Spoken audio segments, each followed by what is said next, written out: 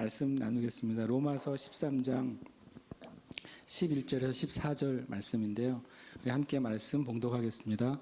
또한 너희가 이 시기를 알거니와 자다가 깰 때가 벌써 되었으니 이는 이제 우리의 구원이 처음 믿을 때보다 가까웠음이니라.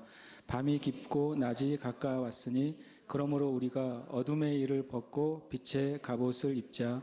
낮에와 같이 단정히 행하고 방탕과 술 취하지 말며 음란과 호색하지 말며 쟁투와 시기하지 말고 오직 주 예수 그리스도로 옷 입고 정욕을 위하여 육신의 일을 도모하지 말라. 아멘. 제가 말씀을 읽는데 우리 한 분들을 우리가 축복해야 되겠다는 생각이 들었는데요. 우리 집에서 같이 예배 드리는 우리 형제 자매들 계시고 우리 아이들 있고 또 서울이나 부산에서 또 미국에서 함께 예배 드리는 가족들 있고 또 저희 가족들도 육지에 있는 가족들도 이제 교회 못 가는 우리 부모님들 같이 예배 드리고 있고 그러거든요. 우리 그 모든 분들을 축복하는 의미로 박수 한번 하겠습니다. 축복합니다. 좀 없는 단어들이 많이 생기잖아요. 뉴 노멀이라고 새로운 일상의 시대가 왔다고 하는데 저는 이런 생각을 했어요. 언제는 뉴 노멀이 아니었나. 시대가 바뀔 때마다 매번 정치인도 바뀌고 또 매번 경제 상황도 바뀌고 예술도 바뀌고 문화도 바뀌고 또 역사도 바뀌잖아요. 요즘 역사도 바뀌고 다 바뀌니까 저는 이미 우리는 매 때마다 뉴 노멀을 살아가고 있어요. 그리고 실은 성경에서는 실은 우리의 심령은 날마다 새로워진다고 말씀하셨어요. 그래서 우리는 항상 새로운 삶을 사는 존재들로 부름 받았음을 믿습니다. 그래서 환경이 바뀌는 것이 뉴 노멀이 아니라 예수님 안에서 내 마음이 바뀌는 것이 계속 새로워지는 삶이에요. 그리고 주님의 은혜는 예전 것 가지고 우리에게 주시는 하나님 아버지가 아니시라 오늘 또 지금 이 시간 새 은혜와 새 말씀을 주시는 분이신 줄 믿습니다. 그래서 우리가 이때 살아가는 것도 저는 놀라운 특권이다. 저는 그 생각을 했었거든요. 어렸을 때 이제 예수님 믿을 때 내가 살아있을 동안에 예수님 오시겠구나. 그런 굉장히 다급한 심정으로 어렸을 때 지냈어요. 그래서 오늘 아침에 일어나면 오늘 오시면 어떡하지 이런 생각을 한 적이 옛날에 있었어요. 그래가지고 어떨 때는 내가 잘 때 좀 옷 좀 잘 입고 자야 되는 거 아니야? 이런 생각이 들기도 하고 한때 그런 이제 위기감이 제가 있었던 적이 있었거든요. 근데 실은 이런 정말 우한 코로나의 시즌이 제 인생에 있을 줄을 누가 알았겠어요. 참 특별한 시간을 우리가 보내고 있고 주님 안에 주님의 지혜와 주님의 계획과 주님의 목적의 성취를 위해서 이 일들이 진행이 되고 있다고 저는 믿어요. 그래서 우리가 주님 앞에 깨어서 기도하는 저 여러분 되시길 다시 한번 축복합니다. 그래서 오늘 말씀에 이제 제가 시대를 분별하고 자신을 분별하자라는 주제로 말씀을 나누려고 해요.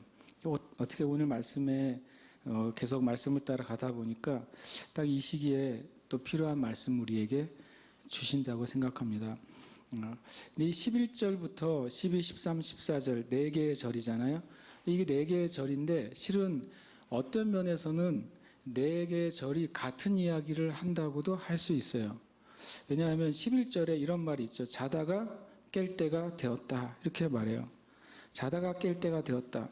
그러면 12절에서는 그걸 뭐라고 표현하고 있어요?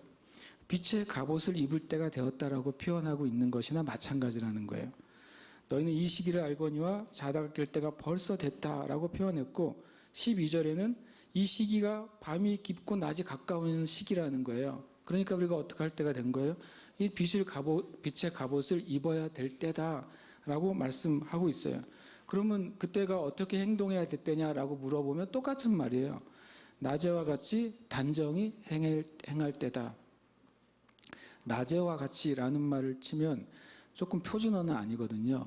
아니면 낮과 같이 아니면 낮에 행동하는 것처럼 이렇게 해야 실은 표준어가 되는데 성경의 언어가 좀 특별하게 됐어요. 어쨌든 자다가 깰 때예요. 저 여러분은. 그리고 빛의 갑옷을 입어야 될 때예요. 그리고 마치 낮에 대낮에 행하는 것처럼 그렇게 우리가 그런 태도로 행해야 될 때에 살고 있다고 성경은 말씀하세요. 14절은 실은 그것의 결론이면서 동일한 말인데 바로 우리가 예수 그리스도로 옷 입을 때가 됐다고 하는 것이죠. 실은 예수 그리스도로 옷 입는다고 하는 것은 바로 자던 사람이 이제 깨어나는 때가 되는 것이고, 예수 그리스도로 옷 입는다고 하는 것은 빛의 갑옷을 입는다는 것을 의미하고요. 예수 그리스도로 옷 입는다고 하는 것은 바로 우리가 어떤 상황 환경 가운데서 단정한 태도와 언행을 한다는 것을 의미해요.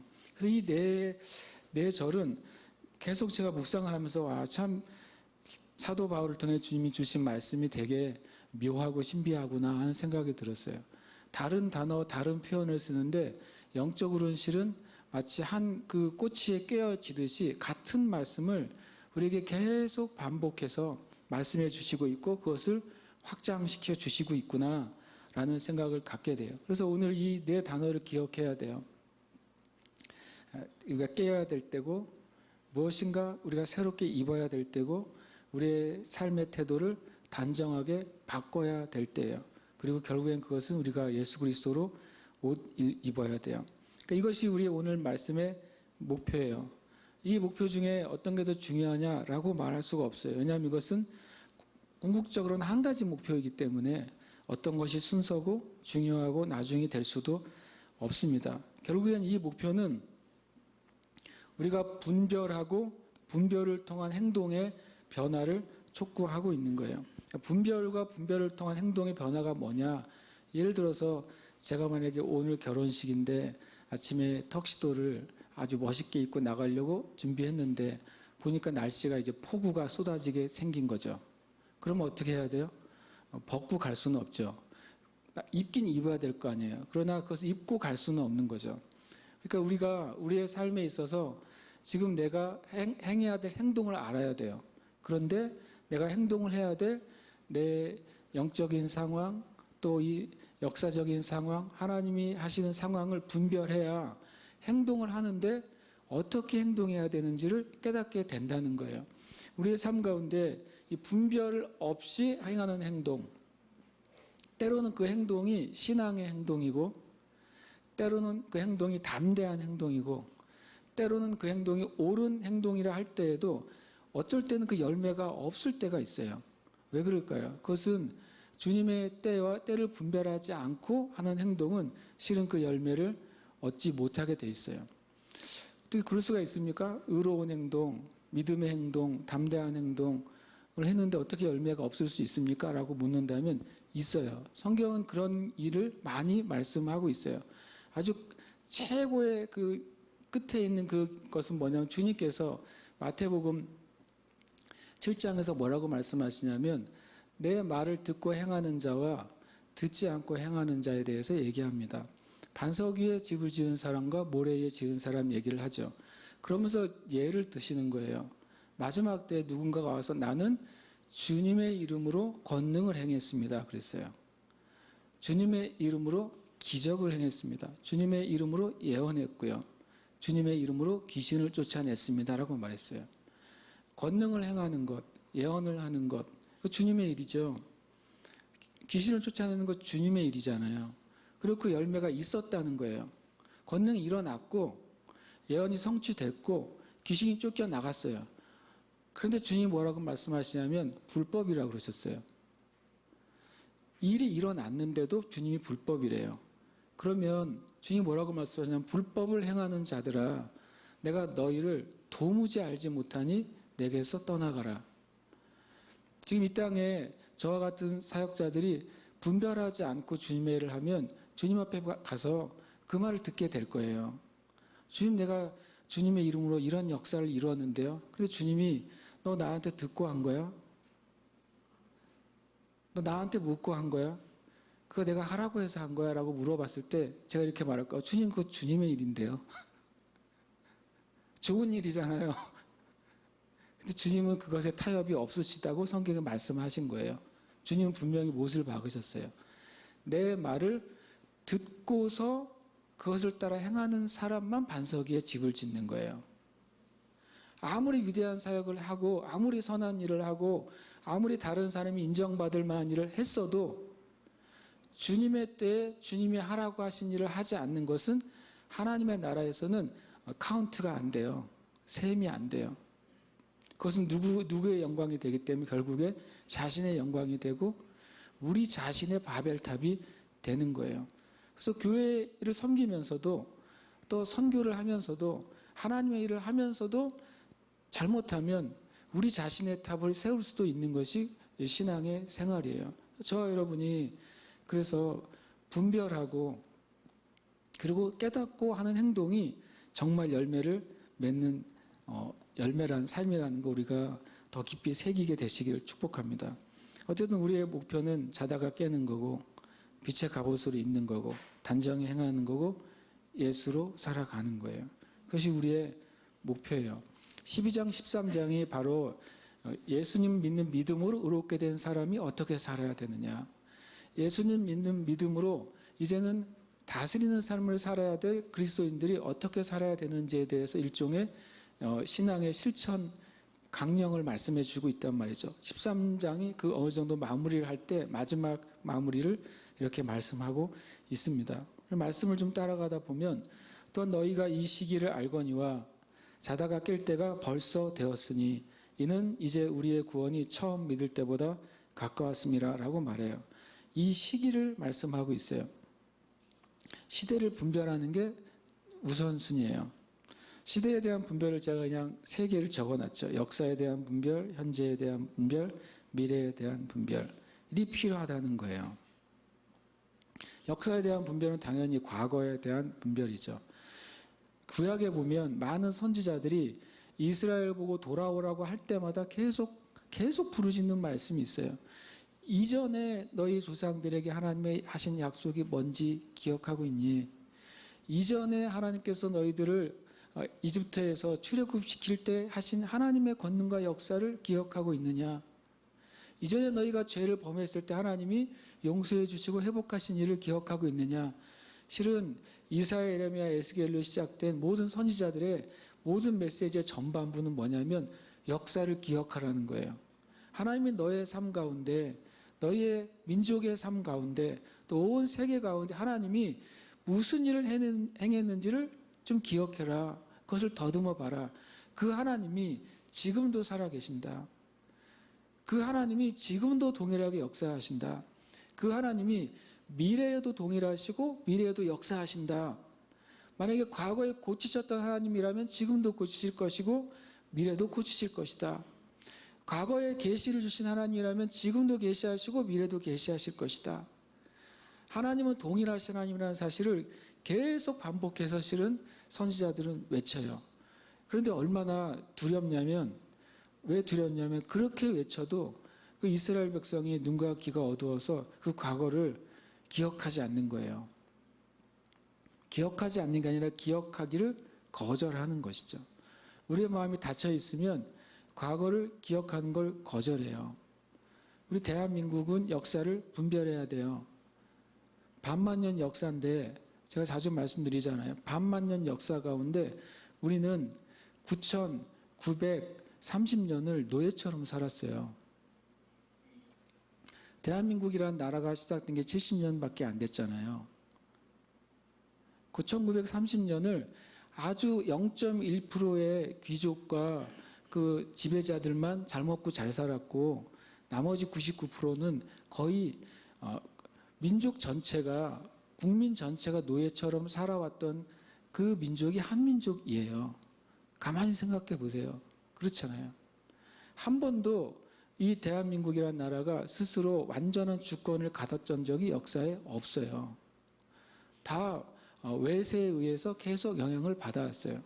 가장 크게 외세의 영향을 받은 건 중국이었죠. 거의 2000년간이나 중국의 영향을 받아왔어요. 왕을 세울 때 중국의 황제에게 허락을 받아왔고 국세를 중국에서 만들어준 걸 하사 받아왔었어요. 그게 우리나라의 현실이었어요. 몽골로부터도 100년 이상 지배를 당했어요. 일본으로부터도 40년 정도 지배를 당했어요. 그게 우리나라의 역사에 대한 분별이에요. 우리나라가 완벽한 주권과 자유를 가지게 된 것은 70년밖에 안 돼요. 실은 그것이 하나님의 은혜였다는 사실을 이 땅의 백성들과 교회와 성도들이 분별하고 있느냐, 우리가 얼마나 큰 자유와 큰 은혜 가운데 살고 있느냐, 우리가 잘 기억을 못해요. 생각해 봤더니 우리가 아직 70년 이상 산 사람이 몇 명 없어서 그래요.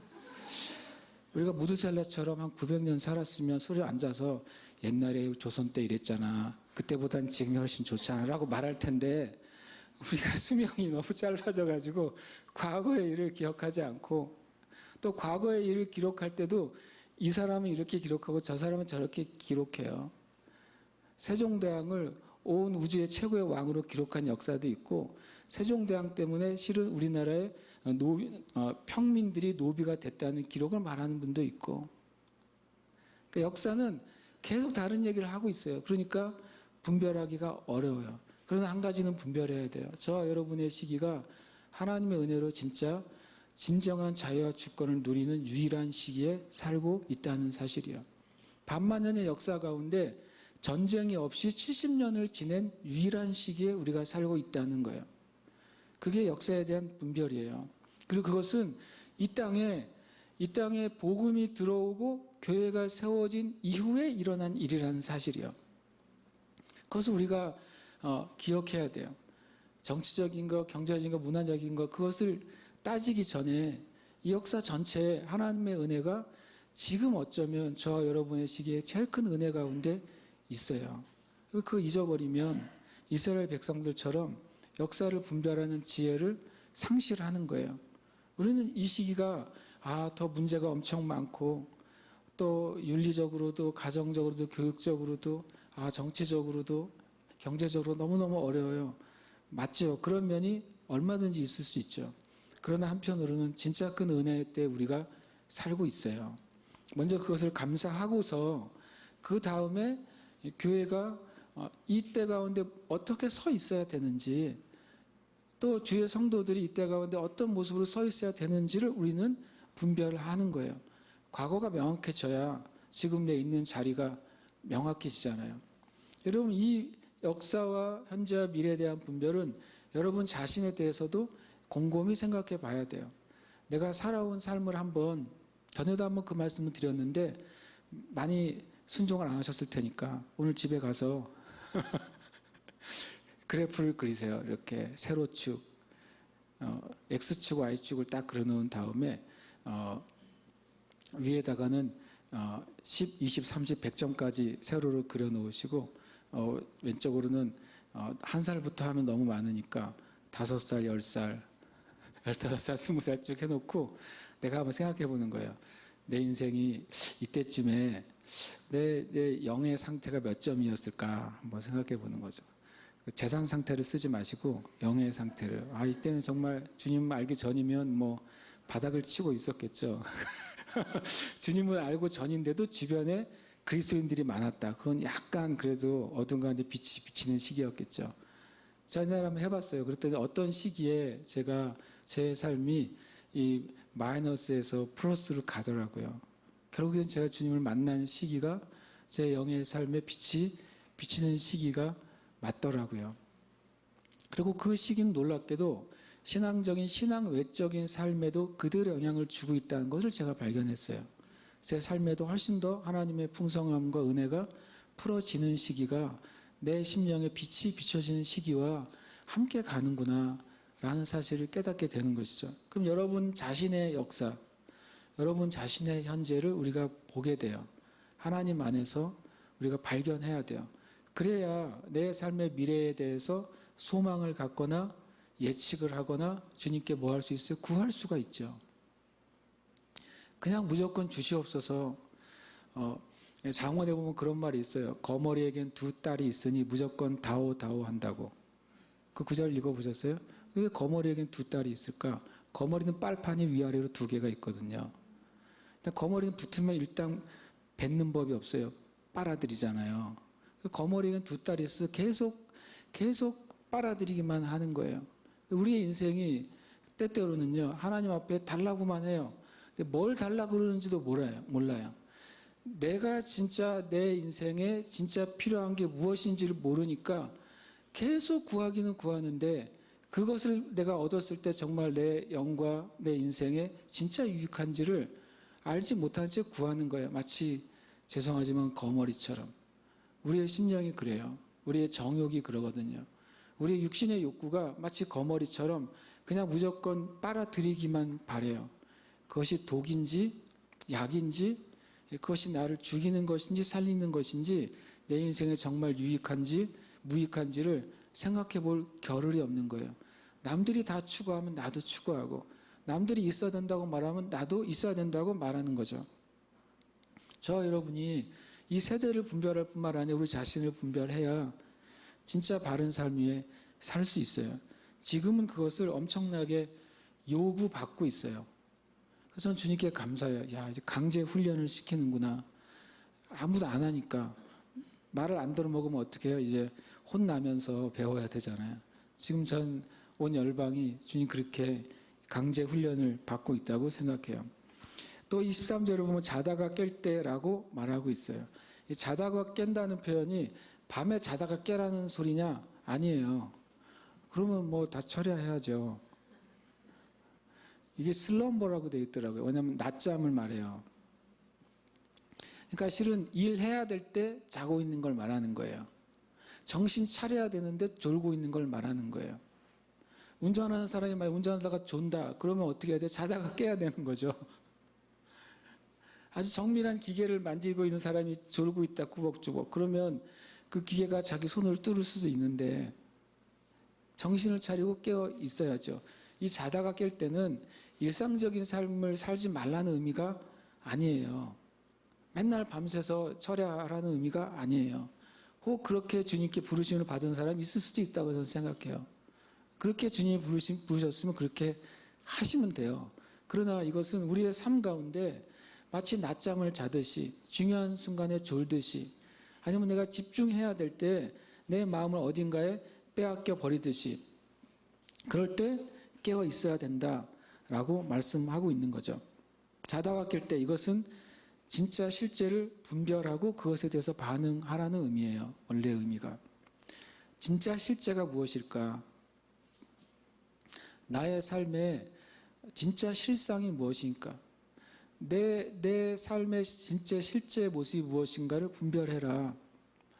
이런저런 우스리 다 떼어내고 그리고 화장하고 변장하고 분장한 거 다 떼어내고 주님 앞에 내 모습 그대로를 분별할 수 있느냐. 히브리서 4장에 말씀이 임하면 우리가 하나님 앞에 벌거벗은 것처럼 드러나게 될 것이다 라고 기록하고 있어요. 우리가 하나님의 말씀 앞에서 내 실제가 어떤가, 나의 영의 실제가 어떤가, 내 삶의 실제가 어떤가, 근데 그거를 아주 명확하게 분별해야 돼요. 말씀은 거울과 같아요. 말씀을 보고 말씀과 내가 얼마나 그 싱크로율이 일치가 되는지, 내가 말씀에 내 삶을 비춰봤더니 30% 정도는 말씀에 합당한데 70%는 아니네. 그럼 그 70% 분별해내야 되는 거예요. 그리고 그것에 대해서 반응을 해야 돼요. 그래야 자다가 깨는 거예요. 두 번째로는 이 말은요, 참 은혜의 말이라는 걸 제가 깨달았어요. 자다가 깰 때가 벌써 되었다. 이건 책망하는 말 같잖아요. 그런데 이는 이제 우리의 구원이 처음 믿을 때보다 가까웠습니다. 아직 안 왔어요. 아직 심판이 안 왔어요. 아직 재림이 안 됐어요. 아직 뭐가 있는 거예요? 우리에게 시간이 있다고 말씀하시는 거예요. 재촉하시는 이유는 끝났기 때문이 아니라 시간이 남아있고 그것은 이 땅에 있는 모든 영혼들에게, 이 땅에 있는 교회들에게 기회라고 말씀하시는 거예요. 아직 끝나지 않았다. 정말 누구 말 그대로 끝날 때까지는 끝난 게 아닌 거예요. 하나님은 정말 끝나기 직전까지라도 한 영혼이라도 구원하기를 원하시는 거죠. 그것이 하나님 우리에게 주신 기회예요. 저는 이 말씀을 이번 주에 묵상하다가 기회로 제가 받기로 했어요. 주님, 기회가 있군요.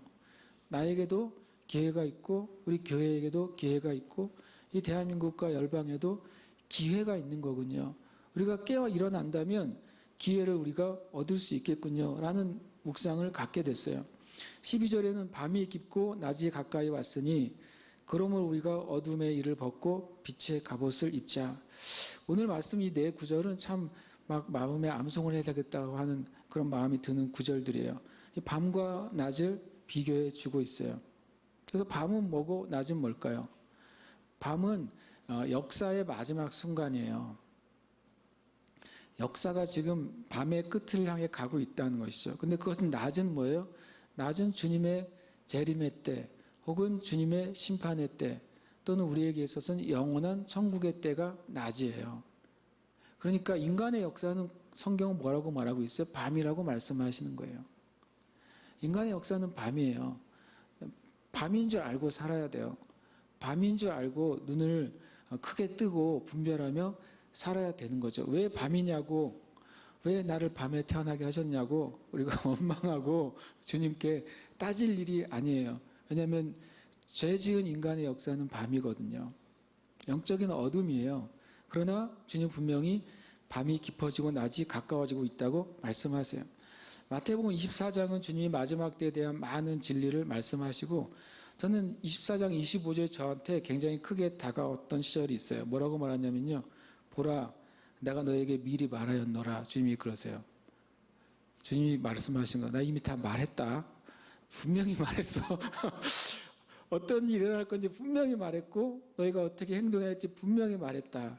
이 말은 뭐냐면 누구도 하나님이 행하실 일에서 핑계할 수가 없어요. 밤이 깊어지고 있어요. 영적으로도 또 윤리적으로도 사회적으로 밤이 깊어지고 있어요. 그런데 실은 하나님은 세상은 더 축복하시고 계시거든요. 하나님은 계속 축복해 가고 있는데 실은 영적으로는 더 어두워지고 있어요. 예를 들어서 지금 이 인구가 한 70억, 75억이라고 그러잖아요. 예전에 인구가 한 50억 정도 되었을 때 1970년대쯤에 이런 이야기가 있었대요. 야, 큰일 났다. 인구가 폭발하면 한 10년 있으면 모든 자원이 고갈될 거고 석유도 없어질 것이고 그 다음에 이 온 인류가 식량난에 허덕이다가 절반이 죽을 거야. 이런 미래학자들의 의견을 내놨어요. 실제로요. 1970년대부터 그런 이야기가 나왔습니다. 그런데요, 인구가 계속 증가하고 있는데 놀랍게도 뭐 쌀 생산량, 밀 생산량 이런 생산량 있잖아요. 그것은요, 과거 역사보다 지금이 역사상 가장 많은 생산량을 지금 나타내고 있어요. 심지어는 75억이 아니라 100억이 넘어도 참 하나님께서 이 지구를 너무 잘 만드셔가지고요. 식량이 넘치도록 나게 해주셨다는 것을 이제야 사람들이 알게 됐어요. 심지어는 석유가 다 고갈될 거라고 해가지고 뭐 태양열, 전지, 전기 막 수많은 풍력, 화력 막 만들어냈잖아요. 그런데 아십니까? 지금 미국의 텍사스주는 마이너스잖아요. 가격이. 세상에 석유 가격이 마이너스예요. 기사를 안 보시나 보죠? 신문을 보셔야 돼요. 마이너스 막 40달러 막 이렇게 올라가요. 내려가요. 어떻게 그럴 수가 있어? 그랬더니요. 석유가 너무 많은 거예요. 하나님이 이 지구 땅덩어리에 넣어놓은 석유가. 너무 많은 거예요. 이제 캐다 다 빨아먹다가 다 빨아먹으면 하나가 남는 곳이 또 있어요. 남극이요. 남극이 이제 영구 동토증이 자꾸 이제 깎여 나가서 빙하가 떨어져 나가잖아요. 북극은 땅이 없는 곳이죠. 그러나 남극은 뭐예요? 대륙이 있어요. 영구 동토층이 드러나면 이제 난리가 날 겁니다. 주님이 오시든지 난리가 나든지 둘 중에 하나인데 왜냐하면 이 남극에 있는 지하 자원이 지금까지 인류가 캔 것만큼 들어있대요. 그러니까 하나님이요. 인류가 정말 뽑아먹고 살 만큼 다 넣어놓으셨는데 우리가 우리말로 하면 굉장히 설레발 치면서 사는 거예요. 하나님은 이 지구를 굉장히 풍성하게 하셨어요. 그런데 영적으로는 놀랍게도 계속 어두워져요. 성적으로도 어두워지고 사람들의 마음도 더 분노와 악과 어둠이 가득해요. 참 신기한 일인 것 같아요. 그러니까 결국에 하나님은 창세기에 말씀하신 대로 인류와 또 이 땅을 축복하신 게 맞아요. 그런데 죄로 말미암아 세상이 더 어두워져 가는 것도 또 성경의 진리예요. 그래서 우리는 말씀에 깊이 우리의 마음을 내려야 돼요. 그래서 주님이 미리 말씀하신 것, 이미 말씀하신 것을 주의해야 우리가 이 마지막 때 분별하고 또 참된 열매를 맺을 수 있게 될 거예요. 또 주님이 계시록 22장 10절 11절에 전 이 말씀을 요즘 가끔 생각하게 됩니다. 때가 가까우니라 불의를 행하는 자는 그대로 불의를 행하고 더러운 자는 그대로 더럽고 의로운 자는 그대로 의를 행하고 거룩한 자는 그대로 거룩하게 하라.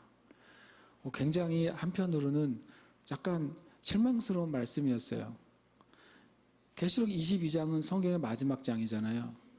그럼 주님이 이렇게 말씀하시면 좋을 것 같은 거예요. 불의를 행하는 자를 건져내고 더러운 자를 건져내고 또 의로운 자를 통해서 그 일을 해라 이렇게 말씀하시면 좋을 텐데 놀랍게도 주님이 이 말씀을 하세요. 마지막 때 이 일이 일어날 것을 말씀하세요. 오히려 마지막 때 어둡지만 진정한 경건의 사람이 마지막 때 나올 거예요. 진정으로 거룩함과 거룩함의 능력을 가진 세대가 마지막 때 나올 거예요. 그래서 시편 110편에서 말씀하시잖아요. 주님의 권능의 날에 새벽 이슬 같은 주의 청년들이 주의 권능을 입고 나올 거라고 말해요.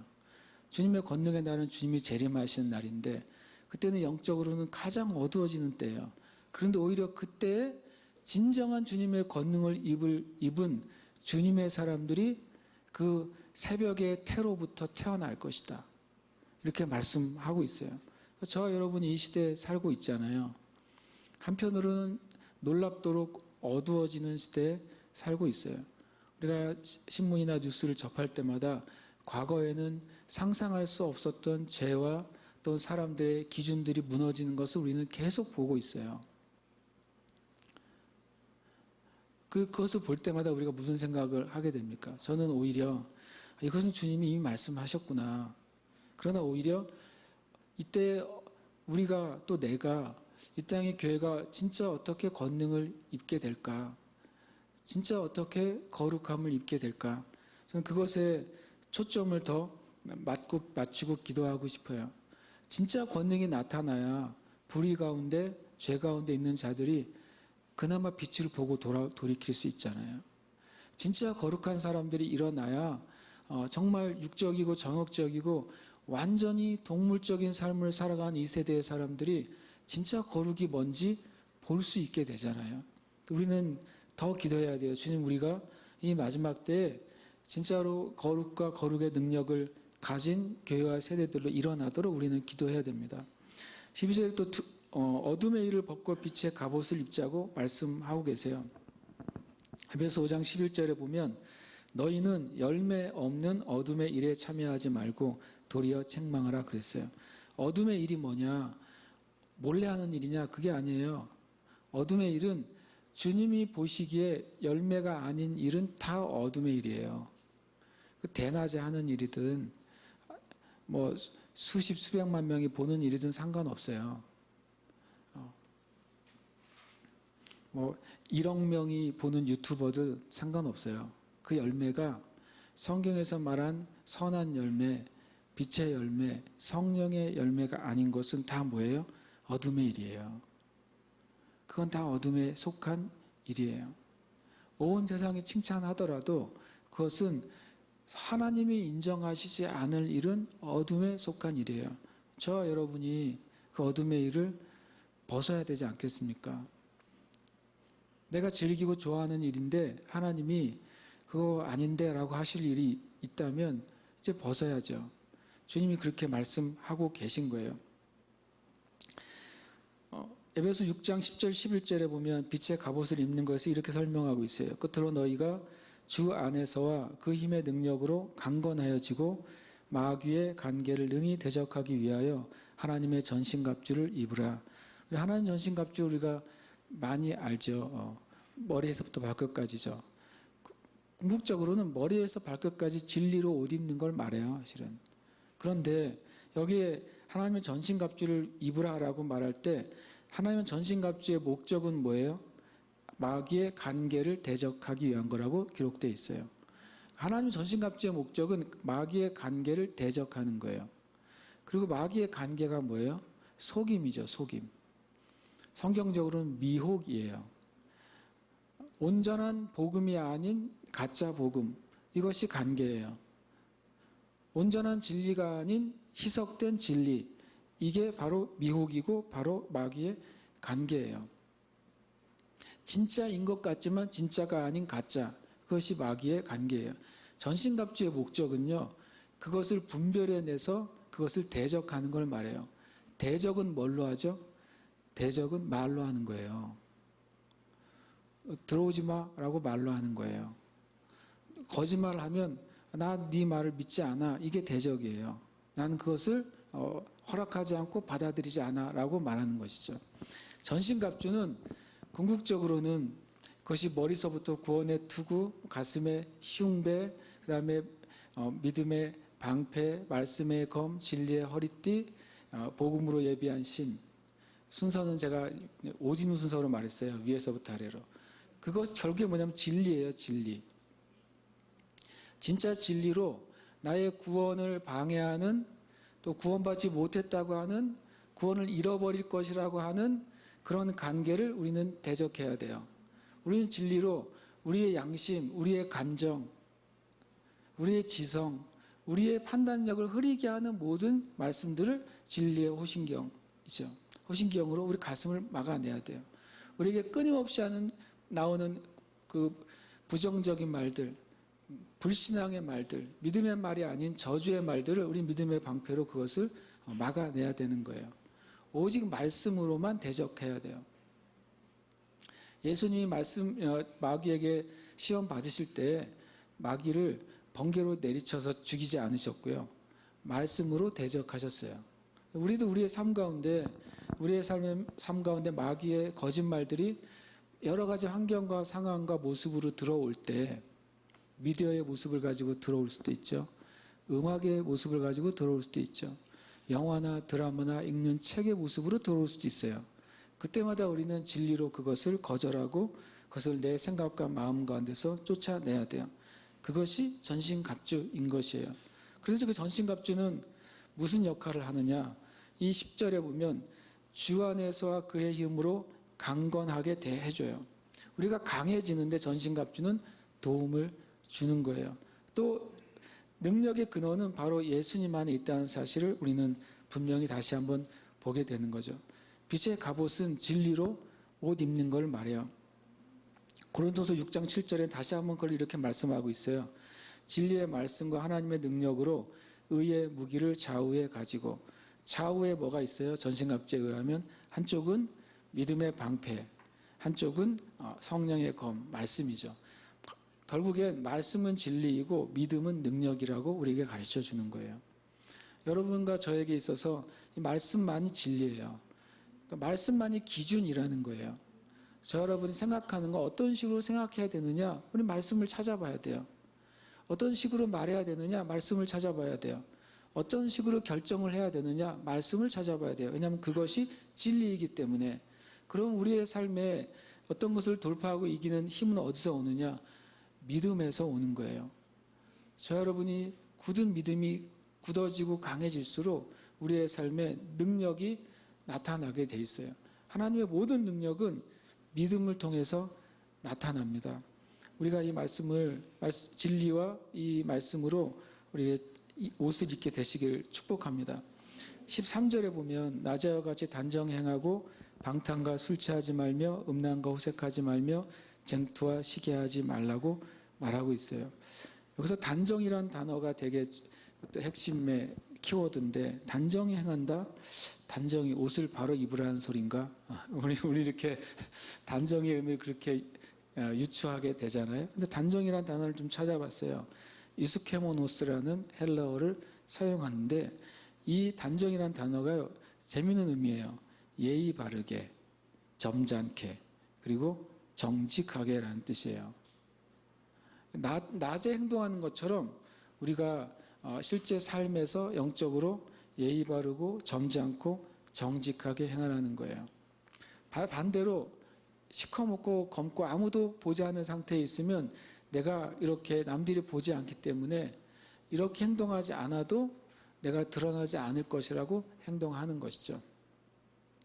우리 안에 실은 이 단정히 행하는 삶이 너무나도 필요해요.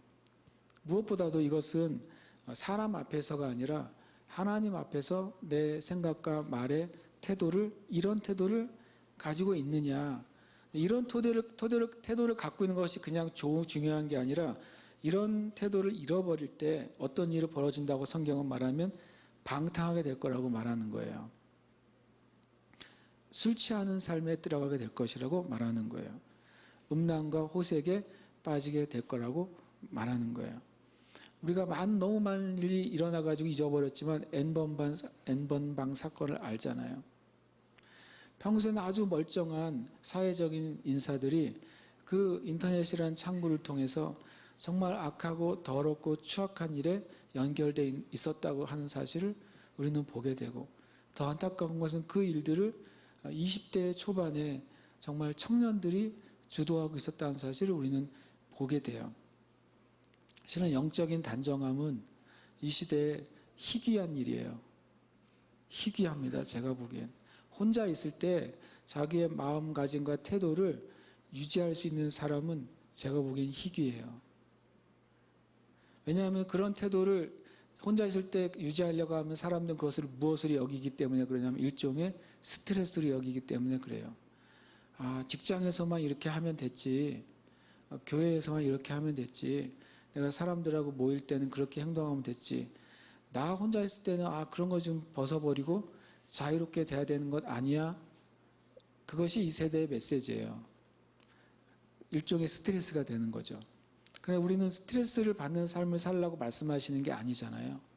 내 마음의 중심의 태도가 사람과 함께 있든지 홀로 있든지 많은 무리 가운데 있든지 아니면 내가 혼자 있든지 그 태도를 유지하고 있어라. 그 태도는 내가 하나님 앞에 있다는 태도를 가지고 있을 때만 가능한 거죠.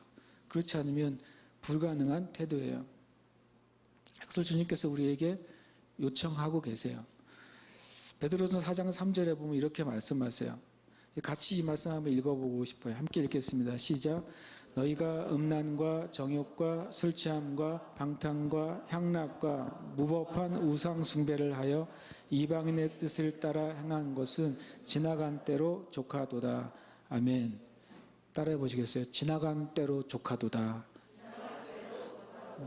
예배 끝나고 집에 가셔서 거울을 보고 지나간 때로 조카도다 이렇게 한번 쳐다보면서 다짐을 해요. 내가 주님과 관계없이 살았던 그 모든 삶은, 진리와 관계없이 생각하고 말했던 모든 것은 이제는 지나간 때로 족한 거예요. 우리는 이제 다시 완전히 다른 삶으로 우리는 부름받았음을 믿습니다. 어떤 사람으로 부름받았습니까? 주 예수로 옷 입는 삶으로 부름받았어요. 주 예수 그리스도로 옷 입는 것과 반대는 정욕을 위해서 사는 거예요. 그러니까 주 예수 그리스도로 옷 입는다고 하는 표현과 정욕으로 옷 입는다는 표현이 거의 같은 것이죠. 주 예수 그리스도로 옷 입는다고 하는 것은 육신의 삶을 살아가는 것과 반대된다는 뜻과 거의 같은 거예요. 결국에는 바로 예수님의 삶과 육신의 삶이 서로 마주보고 있다는 것을 우리가 깨닫게 돼요. 그러면 예수 그리스도로 입는다는 게 무슨 뜻이냐? 하나는 우리가 영적으로 예수님과 함께 죽는 것을 경험하는 삶이어야 돼요. 예수님이 죽으셨거든요. 예수님이 완전히 죽으셨어요. 그래서 우리도 주님과 함께 죽는 것을 경험해야 주님으로 옷 입는 삶을 살 수 있어요. 성경에 보면 주님이 수치로 옷을 입으셨다는 표현이 있어요. 여러분, 우리가 예수님의 이름 옷을 입고 살아갈 때 인간적인 수치를 받는 것에 대해서 너무 그렇게 크게 생각하지 마세요. 아무것도 아니에요. 내가 주님의 이름으로 사랑하기 위해서 정말 요즘 말하잖아요. 그 값도 아닌 사람들에게 내가 만약에 수치를 당한다. 그거 너무 그렇게 신경 쓰지 마세요. 주님은 더 정말 아무것도 아닌 사람들에게 수치를 받으셨는데 그것을 상관치 않으셨어요. 주님이 상관치 않으신 이유는 뭐였냐면 앞으로 일어날 하나님의 영광과 앞으로 일어날 죽은 영혼들이 구원받은 것을 생각하실 때에 지금 주님이 받는 수치를 아무것도 아닌 것으로 여기셨다. 그런데 우리는요, 서로 맨날 보는 사람들끼리도 내가 조금만 자존심 상하는 말을 들으면 갑자기 분노의 게이지가 막 뚫고 올라가요. 막 천장을 뚫어버려요.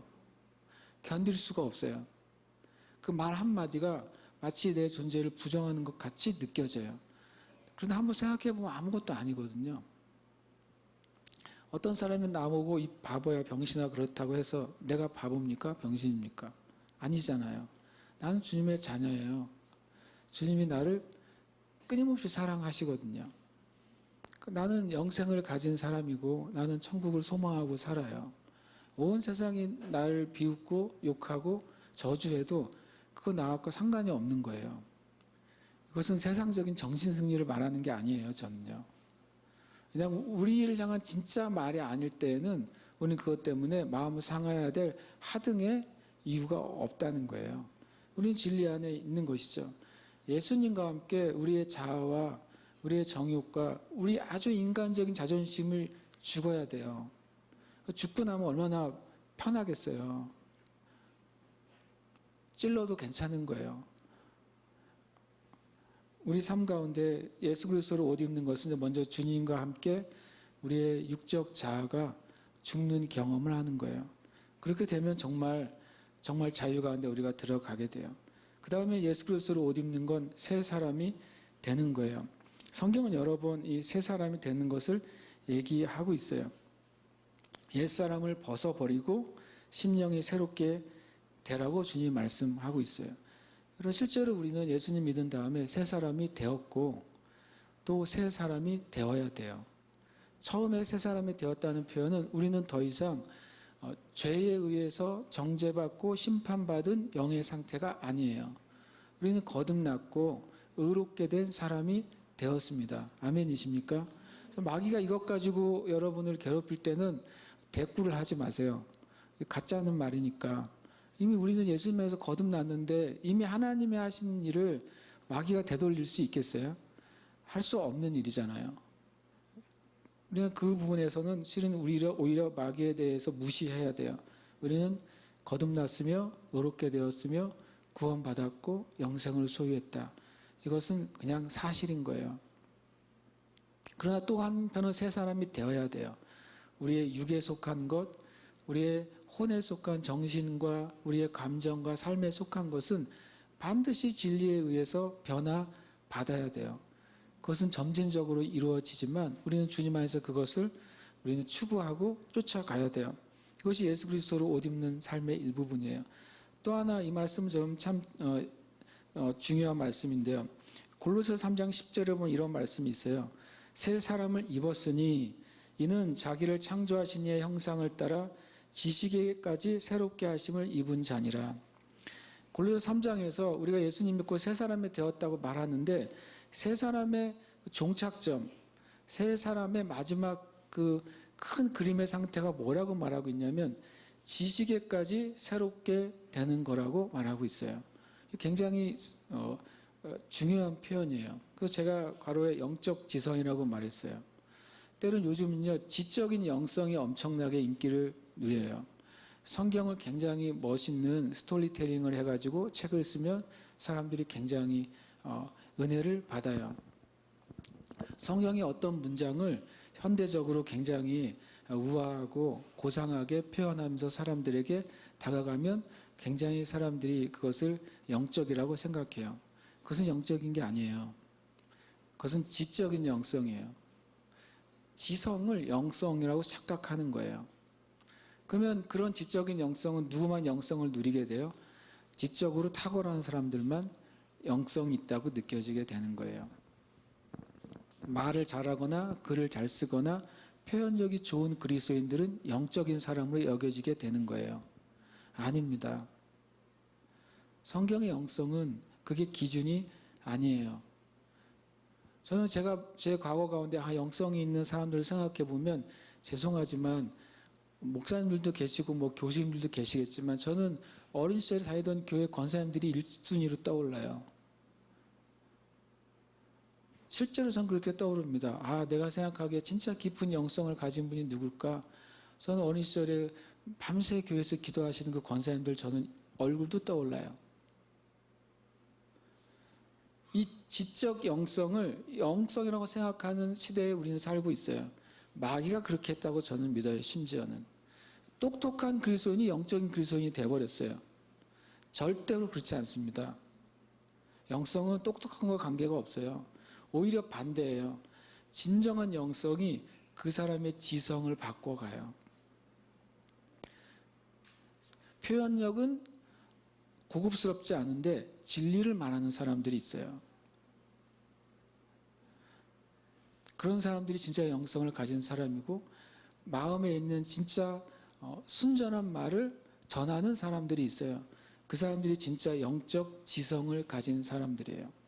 이 지성 안에, 지식 안에 혼잡한 것, 섞여 있는 것, 미혹된 것이 빠져 있고 정말 순전한 진리를 말하는 그리스도인들이 있어요. 정말 순전한 진리를 말하는 사역자들과 말씀을 전달하는 사람들이 있어요. 저는 그런 분들이 진정한 지식에까지 새롭게 된 영성을 가진 분들이라고 생각해요. 하나님은 그렇게 판단하실 거라고 저는 생각해요. 왜냐하면 사도 바울도 고린도전서 이렇게 말했어요. 우리 중에 지적으로 탁월한 사람이 몇 명 없다. 우리 중에 가문이 좋은 사람도 몇 명 없고 우리 중에 굉장히 부유한 사람도 몇 명 없는데 하나님이 세상에서는 지혜가 없고 별로 중요하지 않고 낮아 보이는 사람을 선택하셔서 진짜 지혜롭게 하시고 진짜 능력 있게 하시고 진짜 부유하게 하셔서 하나님이 진짜 어떤 분인지를 보이신다라고 말씀하신 거예요. 그러면 사람들이 사도 바울 당신은 엄청 많이 배우지 않았나요? 그때 사도 바울이 이렇게 말하죠. 내가 예수님 만나고 나니까 지금 배운 거 그동안 배운 거 다 똥이야 이렇게 말했잖아요. 다 배설물이야. 사도 바울이 그 지적인 영성을 버린 다음에야 비로소 사도 바울도 영적인 지성의 자리에 들어가게 된 거예요. 저와 여러분 정말 예수 그리스도로 옷 입게 되시기를 축복해요. 그리고 주님이 여기 마지막에 정욕을 위한 삶을 버리라고 말하고 있어요. 갈라디아서 5장 16절에 보면 내가 이르노니 너희는 성령을 따라 행하라. 그리하면 육체의 욕심을 이루지 아니하리라. 정욕은 욕심이에요. 욕심. 하고자 하는 욕구예요. 그것은 의지를 말하죠. 실은 의지는 좋은 것입니다. 그런데 그것이 어떤 의지냐 하는 거예요. 많은 사람들이 생각과 마음과 아이디어는 있으되 그걸 다 행하지 않아요. 의지가 굉장히 약해져 있어요. 이 세대는 혼적인 영역이 많이 무너져 있는데 그중에 특별히 지정의의 의지적인 부분이 너무나도 많이 무너져 있어요. 그래서 바른 것을 행할 의지가 너무 작아요. 그리고 해야 될 일을 하는 의지도 작아요. 그리고 세상 가면 갈수록 사람들의 의지를 꺾고 있어요. 이제는 운전도 안 해도 되는 시대가 오고 있잖아요. 그냥 자율주행차가 이제 좀 있으면 일상화되면 이제 운전할 필요도 없어져요. 이제 자판기도 두드릴 필요가 없어져요. 그런 의지도 이제 꺾여져요. 말만 하면 돼요. AI 시대가 왔어요. 생각할 의지도 없애버리고 있어요. 저는 AI 시대가 오히려 하나님에 반하는 것이 나오는 시대라는 생각을 가져요. 하나님은 우리 인간을 하나님을 생각하고 말씀을 묵상하고 주님을 추구하고 그렇게 갈망하도록 만들어 놓으셨는데 이제는 다 해주는 시대가 되어버린 거예요. 참 두려운 시대죠. 그러나 성경 안에 있는 사람들은 그 시대에 역행해서 살 수 있어요. 그리고 거슬러 오를 수 있습니다. 분명 육체의 욕심과 성령이 우리에게 주시는 그 의지와 욕구가 만나고 있어요. 여러분과 제 안에서. 오늘도 우리는 선택해야 될 거예요. 내 육신의 욕구를 따라서 선택할 것이고 행동할 것이냐, 아니면 성령께서 내 마음 깊은 곳에 주시는 옳고 바르고 진리에 속한 것을 행하도록 선택할 것이냐. 우리는 이 가운데 살고 있습니다. 할렐루야. 아멘. 우리가 기도하십시다. 제가 이제 적어놓은 것들은 다 질문이에요. 이제 우리가 기도할 때는 이제 이 문장을 생각했으면 좋겠어요.